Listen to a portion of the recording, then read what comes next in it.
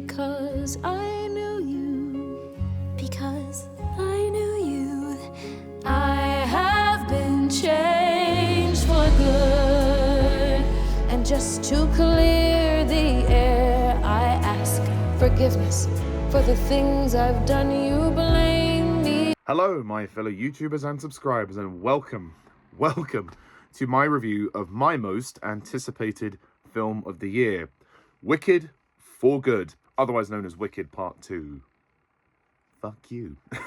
This is the adaptation of the second half of the hit musical play. As we know, the Wicked film adaptation was divided into two parts. This was felt because, well, money, but also Defying Gravity is such a huge end point of Act 1. To follow that straight away would be quite anticlimactic, so I can understand from that point of view why John M.Chu thought, let's make this two movies. So this movie tells the story of Act 2 of the show, and things are quite different to the first part. I was lucky enough to go and see a double bill screening of both the Wicked films, so it felt like one massive long film, which was really cool. Elphaba, the future Wicked Witch of the West, and her relationship with Glinda, the Good Witch of the North, the second of a two-part feature film adaptation of the Broadway musical. So to add to that, Elphaba is now pretty much wanted as a fugitive. She's on the run. She has been totally manipulated by the wizard and Madame Morrible into becoming the enemy, when obviously we know the truth is that she's not. She is just standing up and fighting for animal rights. So the whole society of Oz is completely fucked, and Glinda has been labelled as Glinda the Good, and she is engaged to Fiyero. They are getting married, but Fiyero has his loyalties kind of torn more towards Elphaba than Glinda. And this film is really more the film that connects to The Wizard of Oz, even though in a sort of more subtle way. And certain other characters are pushed to their limits, like the Bock and Nessa relationship really takes a turn for the worst. And this is very much about Glinda and Elphaba coming to terms with the fact that they have to let each other go. In the end of the story, be changed for good. So my Wicked journey was kind of interesting because I went into the first movie having not seen the show, didn't really know much about it. I knew that it was about the two witches of the Wizard of Oz and their backstory, but I didn't know much more than that. The first film was a massive surprise to me. I love the first film. I've watched it quite a lot of times now over the last year. It's had a long time to process and to sink in, and obviously knowing that it was only part one and there was going to be a second film, that was intriguing. So I finally paid a few bucks and I went to see the show after I saw the first film, and I loved the show. I thought it was fantastic, and I was able to see the bigger picture of the story. And then I thought to myself after seeing the show, how on earth are they going to adapt that second half, which is only about, what, an hour or something?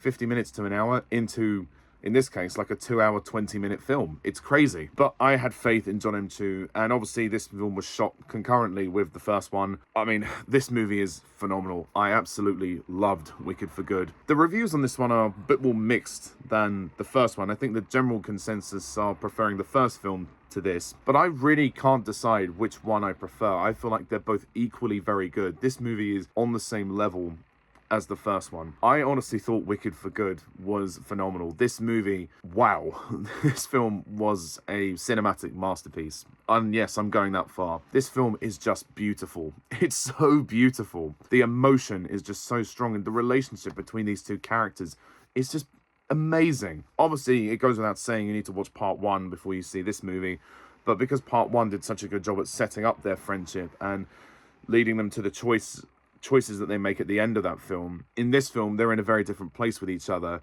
and the relationship definitely has a bit more tension this time round. I just absolutely love these two in the main roles. I think Ariana Grande really shines here as Glinda. She's just phenomenal. She's a great actress, and I hope she gets nominated for an Oscar again. I think that the way she plays off Cynthia Erivo is brilliant. Her new song actually is really good. All the new songs fit very well. Both the new songs, I should say. The Girl in the Bubble song was surprisingly beautiful. It was quite sort of contained, and it was Glinda coming to the realization of you know, living this lie that she's been living the whole time, and she's starting to sort of see things from another perspective. And I think Ariana Grande actually is better in this one than she is in the first one. And she's very funny in the first one. In this one, she gives a much more emotional performance, and obviously she's a great singer anyway, so that really helps. And the singing is just once again incredible. Like the first one, the energy just bursts on the screen. You feel the love, you feel the passion, you feel the dedication that went into these films, and that radiates. And John M.Chu should be very proud of what he's done, but Ariana Grande should also be very proud, because it was clearly a role that meant a lot to her, and you can see that in her performance. Cynthia Erivo as Elphaba, again, fantastic. Playing a different kind of side to Elphaba. She's a lot more stern, she's a lot more headstrong. She's really going for much like the first film, she's really striving for the sort of animal rights, but there's also a bit of a love story going on with her and Fiyero. We saw the sort of sprinklings of that in the first part, but in this part we get to see that come to fruition, and they have a song together, which is lovely. But Cynthia is just an incredible singer. Like, I cannot fault her vocals. Her vocals are just out of this world. Incredible. But her acting is also very good. There are several emotional moments that she has to play in this one, and it's weird because I think the second act of the show is the harder act to adapt. So this one must have been tough for her, because in the show everything's done very briskly, whereas this film allows itself to kind of take the time to prolong those emotional moments, which I really appreciate. And part one was quite long at 2 hours 40 minutes. This one is about 2 hours 18 minutes. It still feels long, but once again the editing is fantastic. Give that editor a raise, because I didn't feel the length. I was just really enjoying it. I was so wrapped up in everything that was going on that the length did not bother me. It does feel long, and certainly the denouement, the sort of ending, that feels almost kind of like Return of the King. Like, it's a long ending, but it needs to be long because there's a lot to resolve, and it has to tie back to the first film. But no, the two leads are just outstanding, and I really hope that they win their Academy Awards that are due. All the cast are great. Jeff Goldblum returns as the Wizard. Once again, he's Jeff Goldblum. There's not much else to say. He's good. I like him. Even he has a couple of emotional moments that he has to play off. I won't spoil it if you haven't seen the show or the film, but I liked him. I think maybe he's even better than he is in the first one. And his song "Wonderful" was nice, and it was nicely rearranged, because in the show, obviously, Glinda doesn't appear in the song, but in the film she does appear, which is good. But I think Jeff Goldblum is good. Ethan Slater as Bok, I think, is also very good here. He has quite a transformation in this film. I shan't spoil it, but he does go through quite an emotional transformation. I think that Ethan Slater did a good job, because in the first film he's sort of a background character, and we sort of see a relationship form with Nessa, because Glinda says to him, you should ask her out, because he does love Glinda, but he thinks that, oh, if I do this, I'll earn Glinda's love. But sadly, that's not to be the case. And Marissa Bode's Nessa should get a mention here as well. She has quite a different role to play in this one. She's her relationship with Bok is something that she really wants to keep, but she can feel him loosening from her grasp. And it's great to see these two play off each other in a different way this time. The dynamic has shifted, and I really like that. This film does attempt to tie more to The Wizard of Oz than the first film. We do see a couple of references in the first film, but in this one it's more like there are events of this film that concurrently run across The Wizard of Oz. The timeline of Wicked is kind of strange, because it starts before Wizard of Oz, and then it kind of leads into Wizard of Oz, and then it sort of ends at the end of Wizard of Oz. So all the stuff with Dorothy happens alongside this film. We do see Dorothy, the Scarecrow, the Tin Man, and the Lion, but they're not necessarily the main focus of the film. They are more in the background, and I think that was important. Some people are criticizing this aspect of the film, but I actually thought it was good, and I thought John M.Chu was right to not prolong that too much. That has to be there. It's in the background because of a timeline reason. You don't want it to take over the story of the main film, and I think that they did a good job at sort of condensing that to the bare minimum of what was needed, and it works. It really does work. There are some phenomenal songs here, like Cynthia Erivo, again, No Good Deed was one of my favorite scenes in the film. She completely belted that out. That was just phenomenal. I mean, she nailed it. She absolutely nailed it, and it actually brought a tear to my eye. It was so powerful. Another moment that did bring a tear to my eye, of course, is the duet at the end, the For Good duet, which is incredibly moving. It's not quite obviously like Defying Gravity, which is such a powerful song, but this is it's definitely, you can see why they called the film Wicked for Good, because this song, they wanted this to be the sort of centerpiece of the film. It's that moment where the two characters know that things have changed and that their friendship can't really continue because of things going on around them, but they just know that they were glad to have each other in their lives, and it's very well performed. It's so well acted. It's beautifully sung as well, but I think the acting of the song is actually really, really strong, and that's why it moved me to tears. I knew that was going to get me. There's a few moments that got me in this film. The production design, the cinematography, the visual effects, wow. I mean, it's some of the best you'll ever see.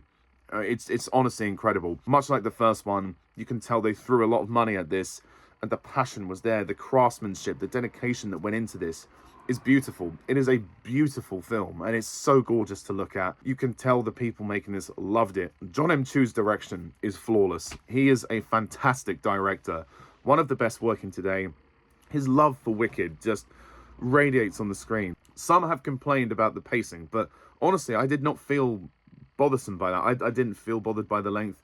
It moved just fine for me. I think it was long enough. I think it had been any longer, it probably would have been too long. I think it was a really interesting way to tell the story, to sort of divide it into two films. And I think, honestly, I can't imagine it being one film now. Like I said, with the Defying Gravity song being so powerful, to follow that straight away would be kind of anticlimactic. So, and I think they were quite lucky with the first one, because there's a clear journey of Elphaba's character. In this one, we actually get more backstory into Glinda. We get to see a flashback of her at a birthday party when she was younger, when she discovers she's not that magical, but she's popular. So I thought that was a really good character study. There are some great moments here which do accentuate the characters, and even Michelle Yeoh's character, Madame Morrible. Michelle Yeoh is probably the weakest singer in the group, but I do think she works for the character. She has played the character very well, and I like her in both the films. And in this one, I just feel if there's one nitpick, it would just be her singing is not quite on the same level as some of the others, but I still think she fits the part quite well. And I really like the ending scene with her and Ariana Grande. There's a nice sort of mirror there to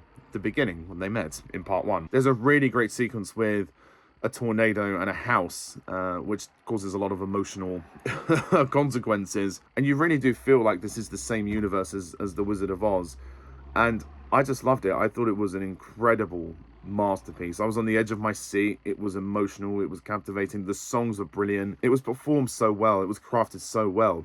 And if you watch them together, which I did, it feels like one 5-hour film. And the ending is incredibly moving as well. Like I said, it's quite a long ending, but it was necessary. And if you know the show, you know how the story ends. So yeah, be prepared for that. But there's definitely some tears to be shed here. Honestly, this film was just so good. It was so beautiful. Honestly, this is one of those films where I look at it and I go, I don't think I've seen anything like this and part one together. I don't think there's any other film I can think of recently that has had quite as much passion put into it that this has. And no matter what you think of this film, you cannot deny Jon M.Chu and the creators, they loved this. They loved working on this.